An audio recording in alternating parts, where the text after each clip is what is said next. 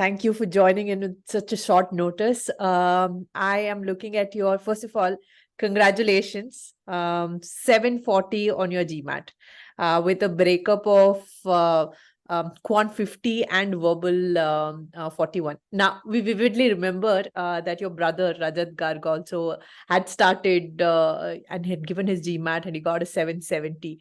So, Shrishti, please just tell me about yourself, about how did it start for you, this journey of GMAT, and then we will speak about the GMAT 740 score at the end of it, right?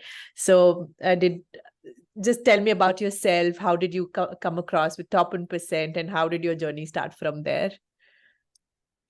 Okay, sure. Thank you so much. I came across top 1% because, like you said, my brother had also used top 1% for his GMAT journey just last year, and he got a 770. So of course he had great things to say about this course. So that's why this is like the only course I considered. I didn't even think about any other course.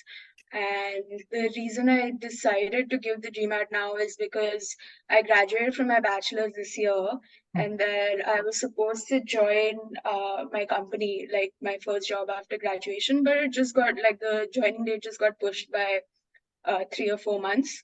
So I've Right. actually started now. Yeah, in October I just started now, but I got like the perfect amount of time, like 3 to 4 months to just do whatever I want to and pursue whatever I want to. So I decided to give the GMAT. And it was a good space to be in because I was just able to dedicate all day towards practicing and really doing as much of the course as I wanted to like make me feel satisfied before I went in to give the exam, and then quite satisfied with the result as well. Super.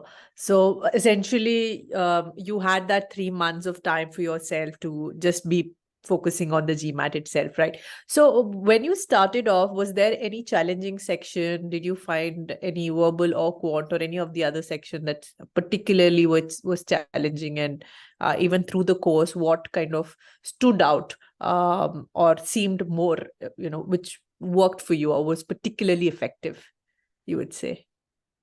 Yeah, it was definitely quant.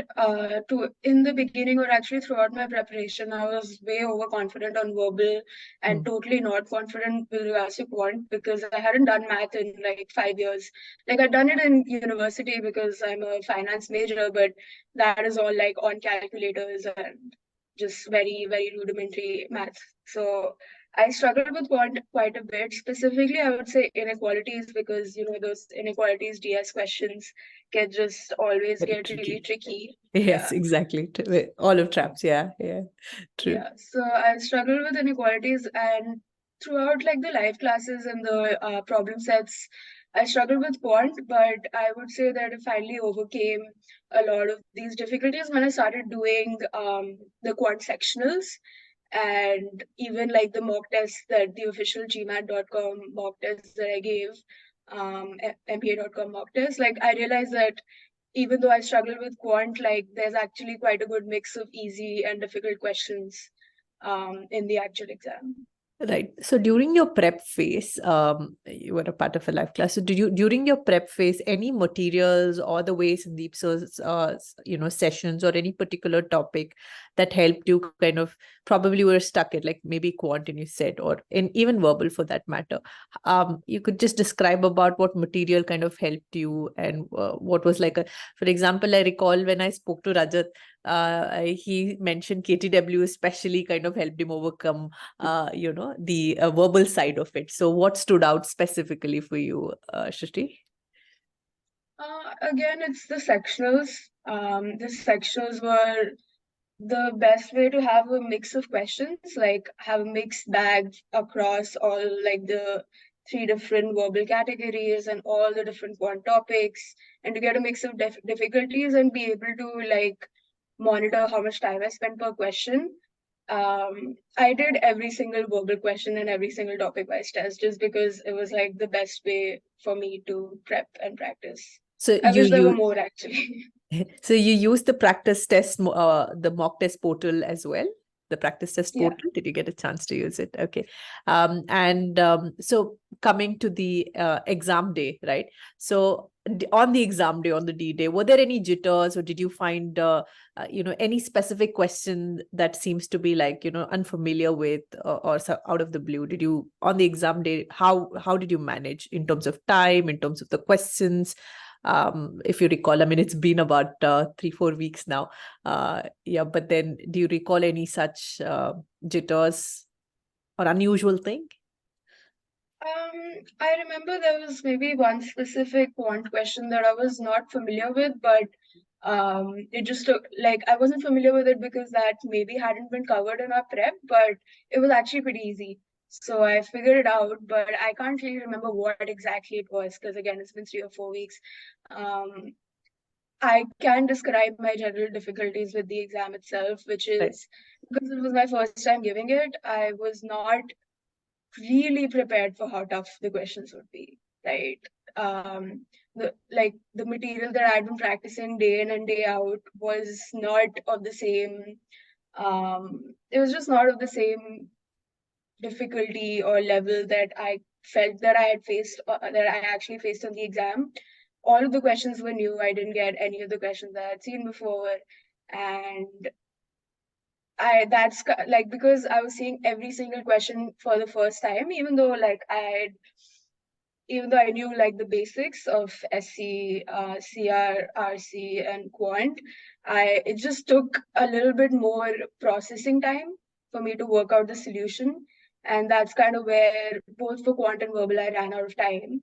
Ah, So yeah, I think after that happened, I realized that in order to like really be able to be prepared for the exam and to have good timing on the exam is to really shorten the time I spend per question, right. like drastically. Yeah. Right. Okay, great.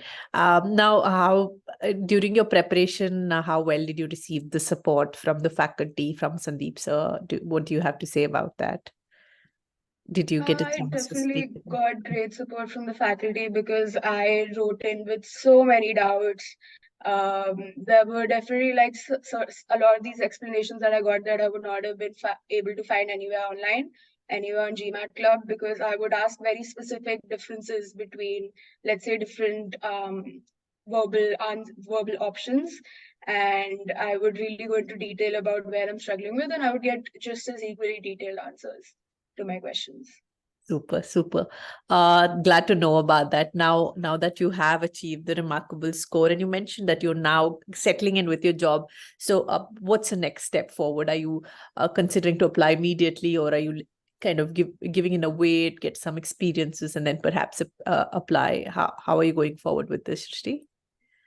Yeah, I'm not planning to apply anytime soon because I've just started my job.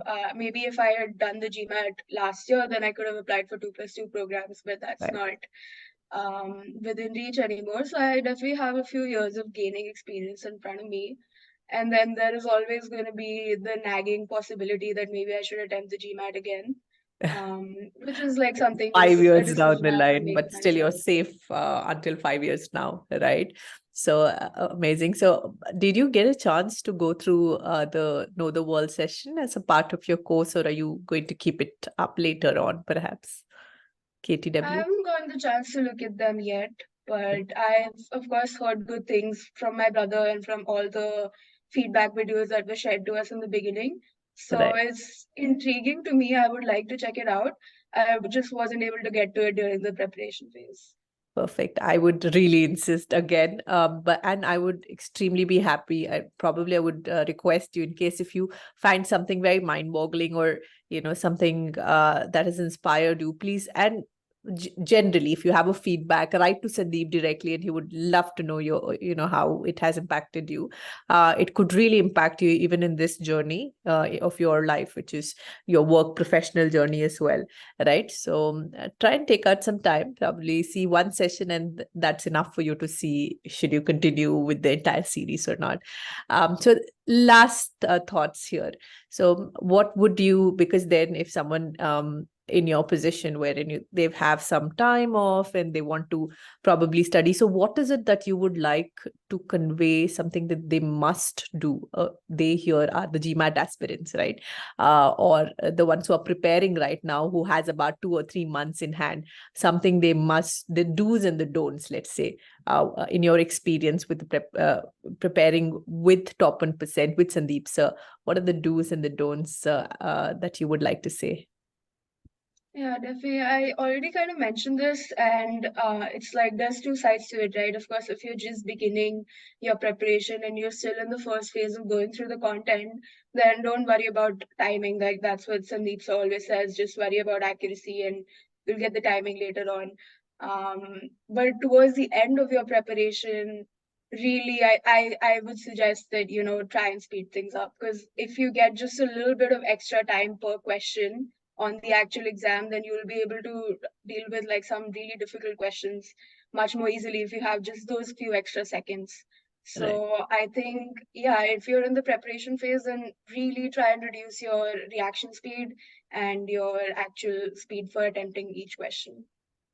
Perfect. It's really glad to know both you and your brother, this brother sister combo, and they've got both the score that they desire, and we're extremely happy. I'll be very thrilled to know where you get placed, and mostly I would hope that it's in the top M7 schools. We'd be very happy if you share that part of the journey whenever you do. Okay, and thank you so much for joining in such a short notice, Shrishti. I wish you all the very best, and especially best of luck with the current job that you've just bagged. Yeah. Thank you so much. Do very well. Thank you. Thank you for joining in. Have a good day. Bye-bye. Take care. You too. Bye.